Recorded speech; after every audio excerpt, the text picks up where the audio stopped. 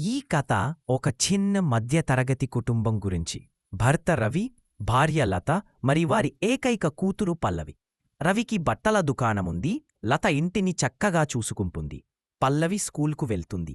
వారి జీవితంలో పెద్దగా డబ్బు లేకపోయినా ఒకరిపై ఒకరికి ఉన్న ప్రేమ, నమ్మకం మరి చిరునవ్వులే వారి అతిపెద్ద సంపద.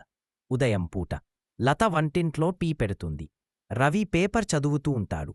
పల్లవి స్కూల్ బ్యాగ్ సర్దుకుంటూ పాట పాడుతుంది. రవి, ఈరోజు టీ చాలా బాగుందమ్మా. లత, మీరు సంతోషంగా ఉంటే చాలు.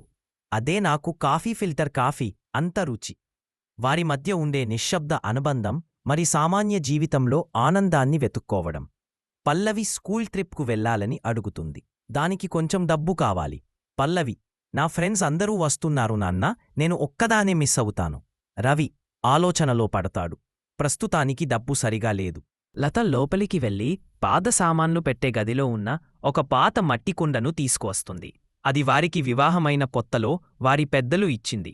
ఆ మట్టి కుండలో రవి, లత పెళ్లి అయినప్పటినుంచి ప్రతిరోజూ మిగిలిన చిల్లర డబ్బులను దాచుకుంటూ వచ్చారు. అది వారి ఆపద మొక్కులనిది. మట్టి కుండను పగలగొడతారు.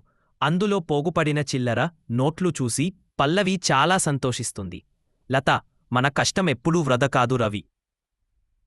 ఇది కేవలం పల్లవి చదువు కోసమే కాదు, మన ఇద్దరి బంధానికి గుర్తు. నిజం లత, మన అవసరాలు తక్కువ, ఆశలు పెద్దవి కావు. అందుకే ఏ లోటూ తెలియడం లేదు. పల్లవి ట్రిప్కు సరిపడా డబ్బు ఆ కుండలో ఉంటుంది. అంత చిన్న డబ్బు కూడా వాళ్లకి ఎంత పెద్ద సాయం చేసిందో తెలియజేస్తుంది.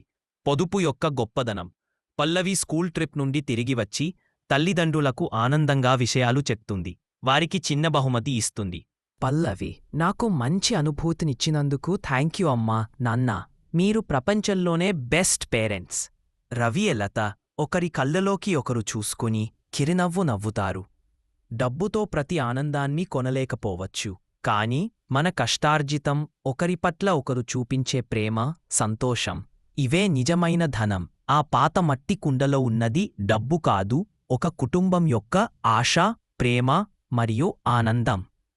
మా వీడియో నచ్చితే లైక్ చేయండి, మీ ఫ్రెండ్స్కి షేర్ చేయండి.